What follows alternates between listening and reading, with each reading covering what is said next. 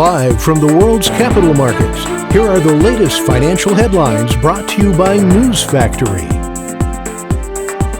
Hello and welcome to Friday's Daily Financial Report. The dollar-yen pair has added 0.4% in the last three sessions. The highs-lows indicator has slightly diminished into neutral territory.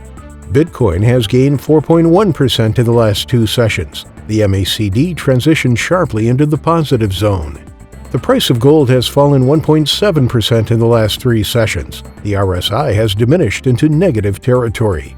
The price of crude oil has added 1.4% in the last three sessions. The highs-lows indicator has lost steam and is now giving a neutral signal. Those were today's major economic events, and now moving on to world financial headlines. Stocks worldwide clawed back towards record highs on their third day of gains as the dollar dropped to a three-year low after top Fed and ECB officials attempted to talk down rising bond yields. Coinbase, the biggest U.S. cryptocurrency exchange, moved a step closer to a listing on the Nasdaq with a filing to go public, revealing that it had swung into profit last year as Bitcoin surged.